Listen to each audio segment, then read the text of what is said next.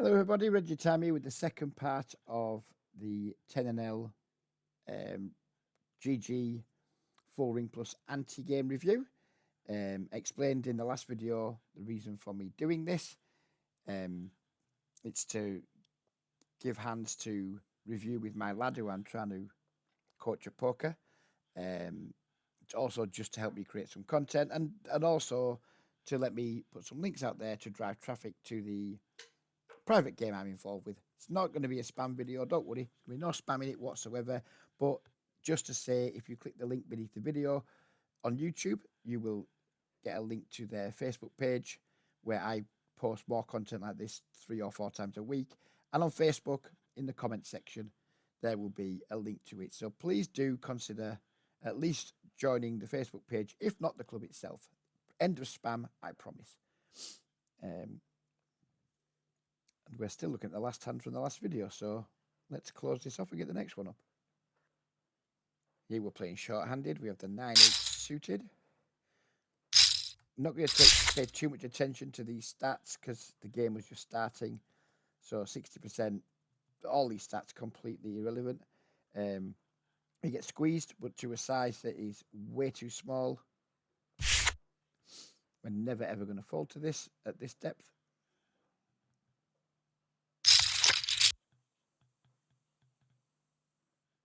We flop a double gut shot. We face a quick half pot bet. Timing suggests it was kind of premeditated. Sizing suggests there hasn't been an awful lot of thought put into it. We can consider raising here immediately with that double gut shot or just calling in position and seeing a turn.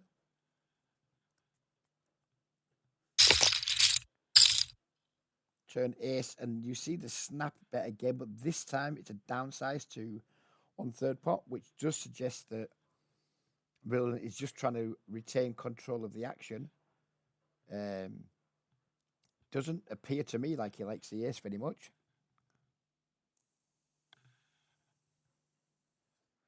At the size of the bet just doesn't reek of strength. The speed of the bet doesn't reek of strength. Again, it just looks premeditated. We can just take our really good pot odds here and call again. Or we can consider raising. Which one do I prefer? I think I prefer raise, actually. And we don't have to go super big versus his sizing and his timing. We can just make it like $6 here. Calling's obviously fine too.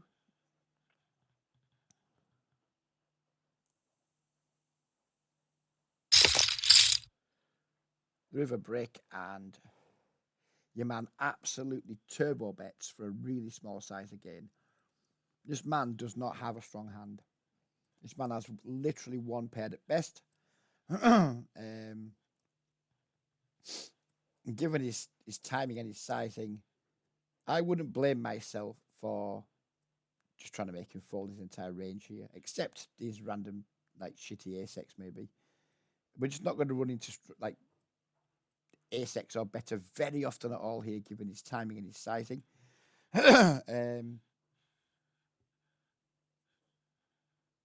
And we're not going to rep too much for value, to be honest with you. But again, I don't really care about that. I'm playing his hand, not mine.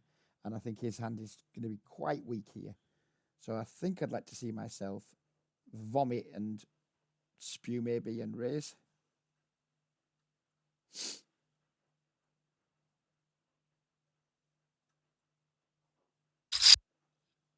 Which we did. Don't know what I think about the sizing. Would all in have got us more fold equity than this size? We've kind of just 3x'd him. Here we're just trying to make him fold a jack. We're trying to make him fold pocket queens, pocket nines, pocket tens. He's never going to fold a weak ace for this size, but he might fold a weak ace if we'd put the rest in. I don't know about my size here. I think all in would have been better. And we get relatively quickly called by pocket kings. I think I played the hand better than him, but we lost. I'm going to class that as operation success, but patient died anyway. On to the next one. We have deuces. So, spoiler alert, we're almost certainly going to flop a set.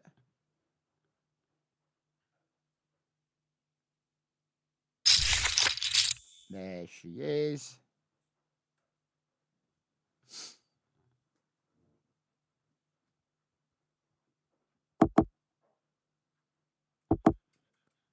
Easy bet.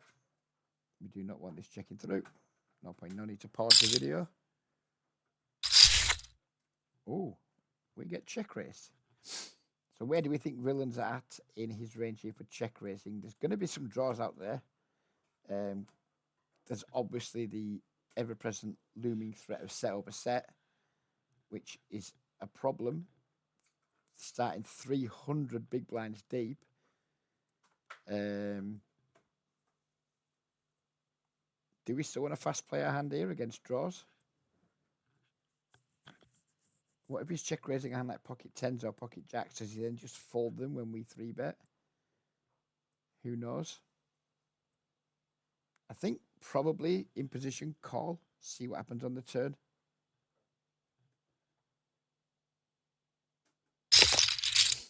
We turn a full house, which is a good card for us to see because it reduces the combination of pocket threes he can have now down to just one combination. Still obviously dead to pocket nines. But now we have to check raising the flop. He's just betting half pot on the turn. Now he might be doing this because he doesn't want me to fold, but he might be doing this just to try and keep control of the action.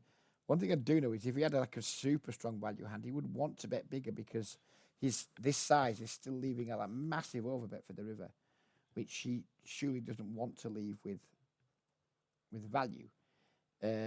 Our question is, do we want to raise now and get more money from his draws? Might just give up on the river. Or do we want to continue our slow play? Now we're not worried about him hitting a diamond. Now we'd actually like him to hit a diamond if he's got a flush draw. Again, how keen am I from here to put 280 big blinds in? Well, I'm a lot keener than I was in the flop, that's for certain.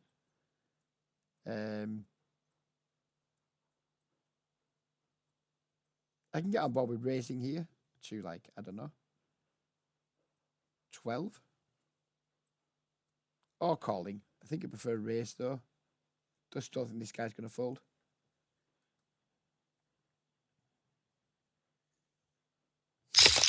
Oh, Reggie.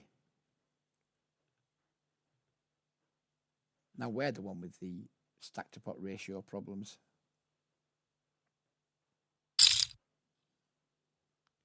He now bets again, half pot. The full houses go half pot here. Seems unlikely to me. 4-5's just made a straight. Yeah, just all in, isn't it? It's just all in. And if he's got pocket nines or pocket threes, then we take our cooler like a man.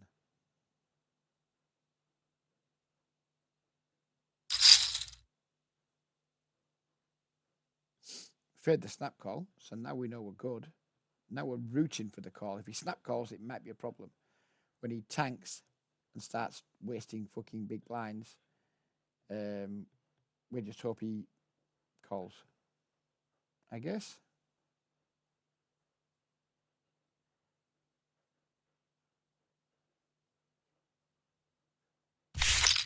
But keep getting caught out by that fucking noise when the chips get flicked. Sadly, he didn't call, but still a very nice pot for us. Spiral alert. We're going to flop another set. There she is. So 62 VPIP has opened and then snap checked this flop. They're going to have missed this board a heck of a lot, but we've got a set and the board is super wet and super dynamic. Loads of draws out there that can call, loads of ways the nuts can change on the turn. We haven't even got the nuts, but loads of ways our hand can be downgraded. No need to slow play here, just bet. Sizing wise, what do we think? Well, not small, that's for certain. I wouldn't be surprised to see myself go 75% pot here, but I'd much prefer to see myself go overbet. We want to try and get all the money in, assuming the board doesn't change. And currently the SPR is 20, so we're going to need to overbet at some point in order to achieve that.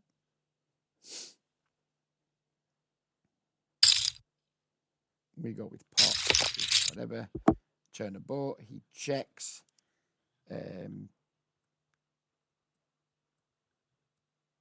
Just blast again. All the draws are still going to call. 8x is never, ever, ever, ever, ever folding. We now beat 6-7. And we still have an SPR of 6. So here I would like to see myself overbet. If we bet $5 here, that's going to leave a small overbet for the river. Yeah, something like 1.5 pots.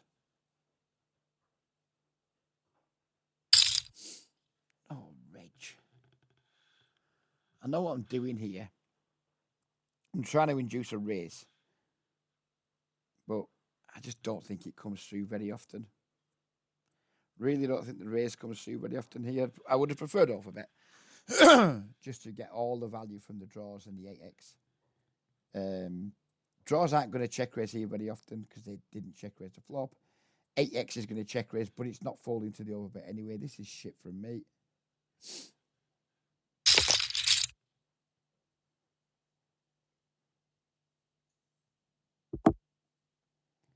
And now look, we've got a full house against a 62 VPIP, and we've managed to still leave 3x pot behind for the river.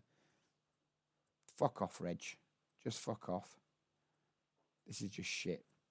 Now what? Now a 7 makes a straight. We just have to go mega polar here.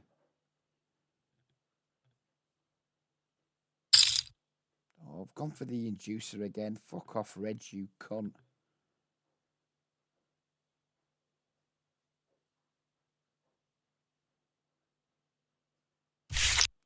And he folds anyway, so the man didn't have a hand, but we definitely missed value on the turn. Yeah, that was a badly played hand by me. What a shitter. Here we have someone who's posted. So probably going to be a fish. Mate, it's 10 and L. Everyone's going to be a fish. Just some fishes and others. We make the big ISO. We get cold call behind. And another cold call. The ISO's failed. And again, we actually managed to make the person who posted fold. And then get 2 calls behind. Interesting flop. This player checks to us. So again, the question is to ask ourselves is, how wet is the board? Sopping wet. How dynamic is it? Quite dynamic. A club changes the nuts, a 10 changes the nuts, a jack changes the nuts. How likely is it to get stabbed if we check? Unclear. 17 VPIP. Just cold called, 9 big blinds, so likely passive. So probably not going to get bet very often. So then can we value bet our hand?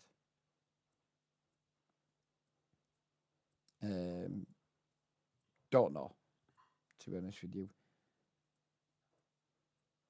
I'm torn between checking and betting. Don't really know which is best. I'm supposed to make a decision here and do something. Probably check, I think.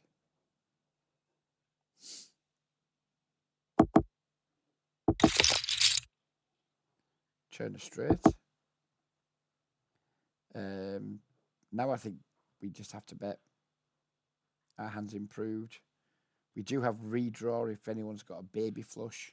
Bet, but don't bet too big because we need to be called by something worse than a straight on a very wet and dynamic board.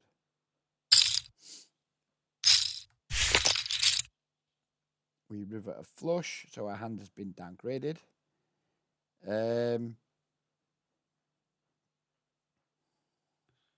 If we check here, how often do we think opponent's going to bluff? Not very often.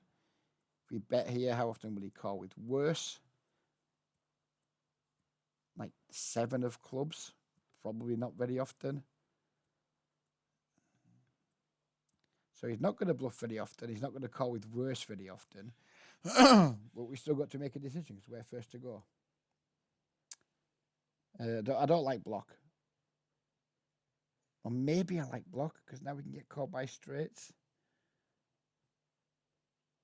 Maybe block.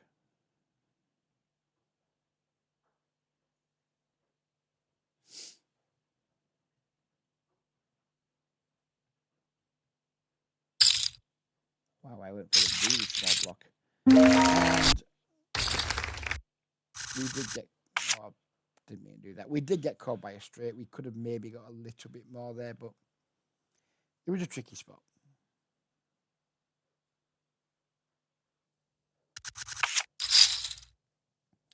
Jack 9 suited. Whale has opened. So we're very, very rare. Oh, I pressed the wrong button. I meant to pause the replay and I paused the fucking video. I think I would have preferred to see call here. I understand why I've squeezed, because this player is just uber capped when a 72 VP opens and he just calls. He's uber capped. So I've squeezed to try and get heads up in position against the whale. Don't hate it, but I think call would have been fine too.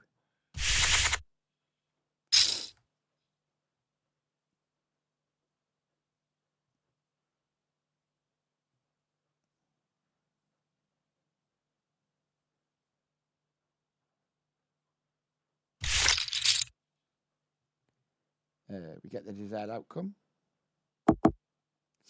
Player checks, just bet small, just get him to define his range, get him to raise his strong hands, fold or call with his weak hands.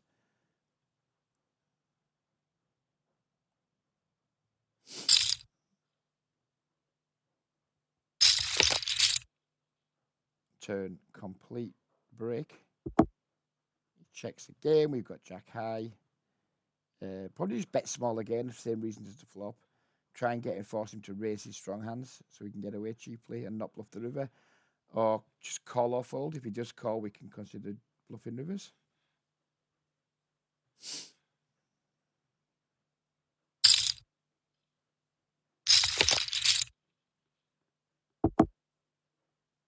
And if I don't bluff this river, I need to retire from poker.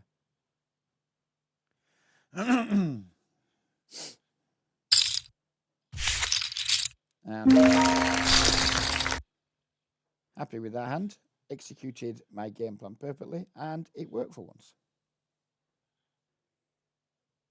I've just seen how many more hands I've got to do here. We're not going to squeeze them all into this video, so hopefully we'll just do another 20 minutes or so and get through as many as we can. We've opened here to 6.5 blinds because this guy posted. Flop ourselves a top set. So again, questions to ask ourselves here are, how wet is the board? It's pretty wet. Straight draw, some flush draws.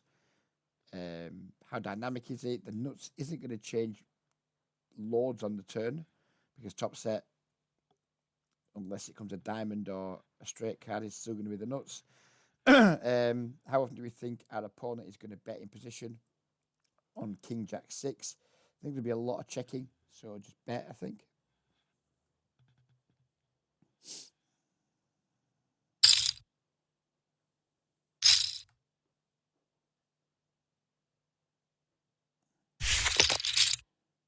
Turn 10, presenting a second flush draw.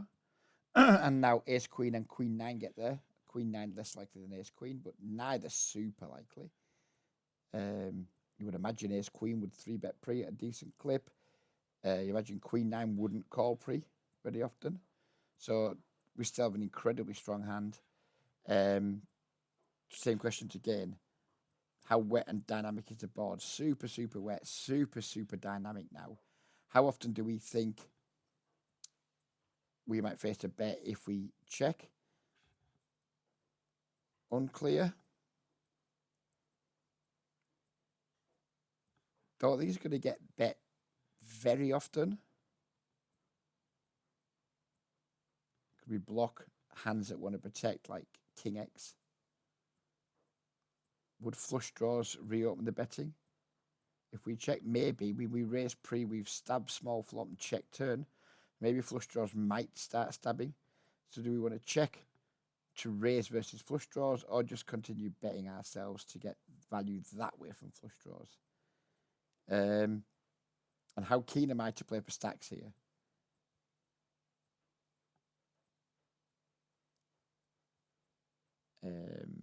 I'm quite keen to play for stacks. Even if we are behind to Queen Nine or Ace Queen, still going to have like decent-ish equity. We're going to have like 9 outs once, 20%, not ideal. But we also get to like check and like get him to commit with his draws maybe. I think I prefer check raise.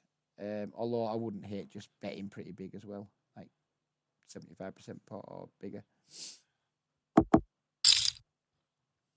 Did go with the check, and he absolutely turbo bets for whatever that is, like 3/4 pot or something. The speed of the bet suggests that he likes his hand. He might have a set of sixes. It didn't raise the flop. He might have a set of jacks. He might have turned a set of tens. He might have king 10, jack 10, etc. Then there's draws. Yeah, we've checked check raise, so just check raise, Reg. We get snapped off by the nuts.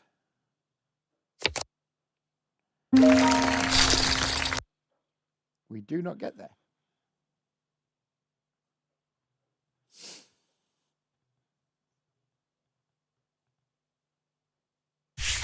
I think we're about to enter a spell of very interesting / messy hands.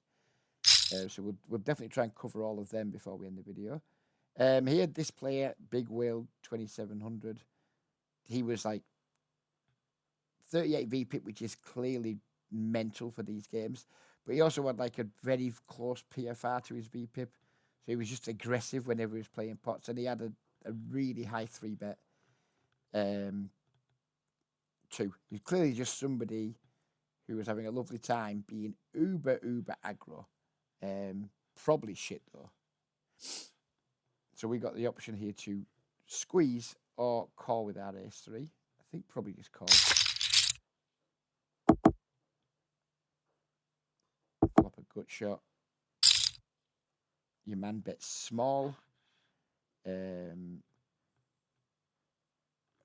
Which people just do with lots of hands, so not going to read too much into it other than oh no, not going to read too much into it. Probably just betting a lot of his range here. So we have the option here to call with our gut shot or check raise just to get him to fold a load of hands that just are going to have some equity against us if we're ahead, or even be ahead of us. Like just get ace 10 to fold, for example, get ace jack to fold, ace 9 to fold. Then we don't mind getting just random king jacks to fold and stuff. Yeah, I think just raising here is good.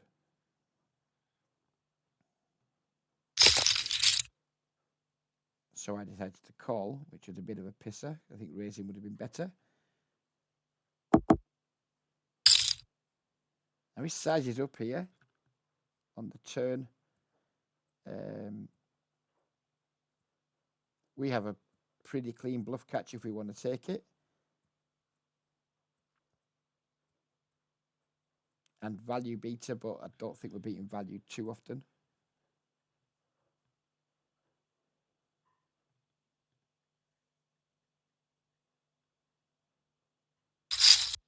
Yeah, we are entering the spew zone. I do remember this hand. Here I was just thinking, I'm going to try and make him fold an ace by the end of the hand. Also here, sometimes we can check raise and get value from draws, etc. Yeah, but I'd be interested in comments on this hand and the next few hands, because they could just be very spewy from me. He called very quickly. River, we've got like 1 1/4 pots left. I would want to shove here with my flushes. I would want to shove here with my deuce X. I'd want to shove here with my pocket fours. I'll be honest with you, I just jammed. I didn't even consider the fact that we've, like, look at us, we've got a 3, so we, maybe we'd rep in 5-3-2. didn't really consider the 5-3. I just got it in my head that I was going to make this fucker fold an ace.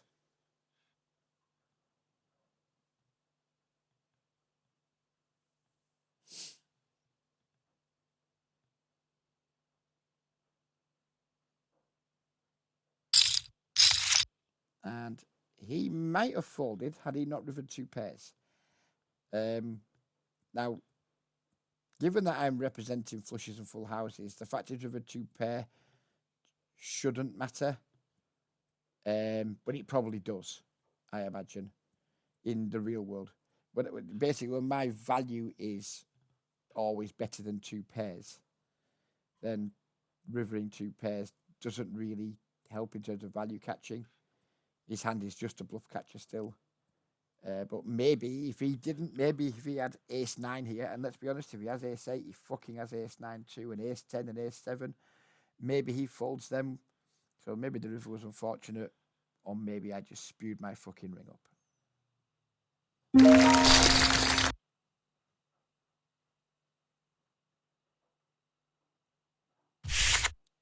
might be about to flop a set again.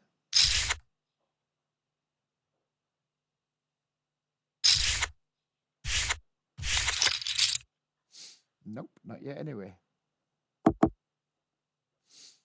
Just checking here, I think.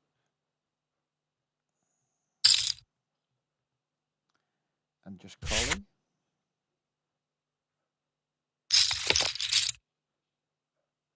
Checking again.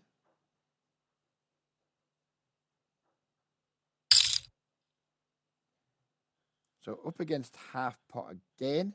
I do remember this hand too. My thoughts in the moment were really good hands here. Want to bet a lot bigger than half pot on such a wet coordinated board, such a wet dynamic board.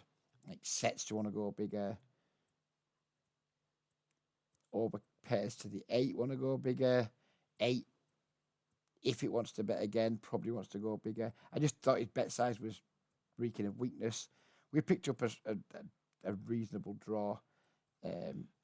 So I elected to start turning my hand into a bluff.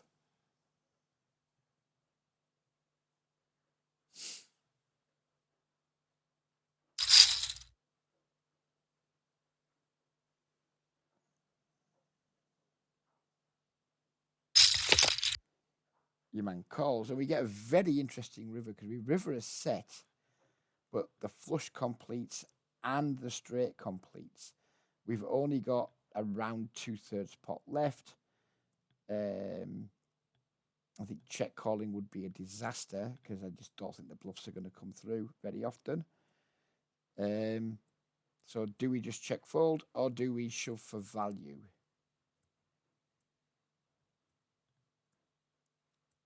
My opinion at the time when in the hand was that, yeah, he can have some flushes. It's mega unlikely he has a straight. Can definitely have some flushes, but can also just have some like pocket 10s, pocket jacks, pocket whatever, pocket 9s that are always going to check back, but might call if we shove. And considering I didn't want to check call, my thought process led me to just shoving here, thinking if we're going to go, and I know full well if I check here and he jams, I know I'm not folding, I'm not good enough, I'm not disciplined enough. So I ruled out check call and thought, fuck it, just jam then reg. And at least you get value from hands he would check back if we checked. It's kind of, I can see the logic of it, but I think check folds just to play. Maybe jam is fine. Again, if you get this random video in the comments, rate my Spew. Or is it Spew? The last 2 hands. So the last 2 hands, have they been Spew? Have they been fine and just unlucky? Have they been kind of both? Interested for the comments on these 2 and maybe some more to come.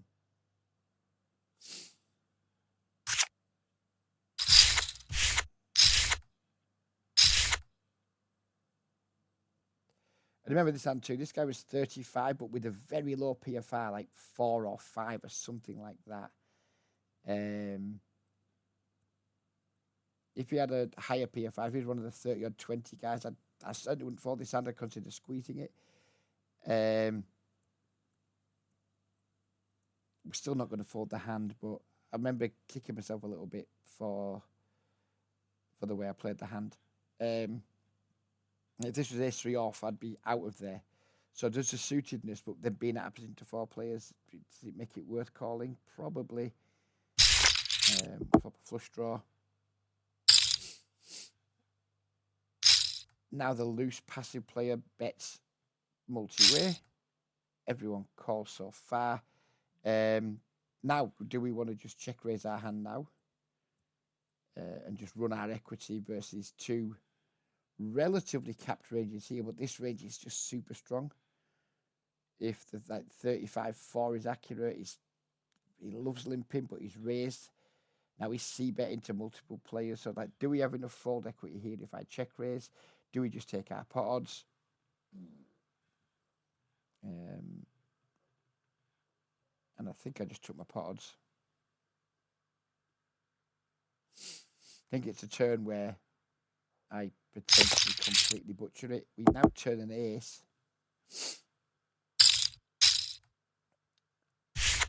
And once again, this player has bet again, representing a very strong hand given what we know about his pre-flop stats.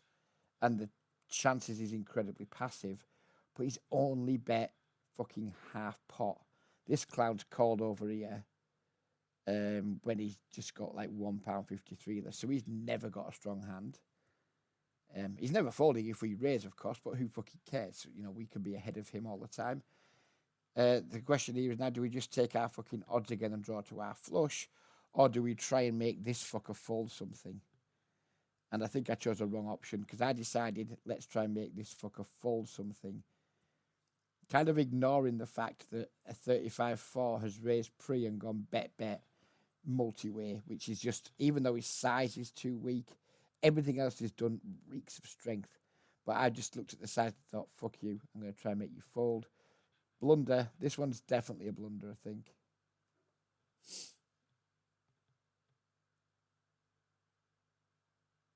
Pretty sure it is here. Yeah, I just ripped it in. And yeah. No one is ever going to be surprised to see that hand.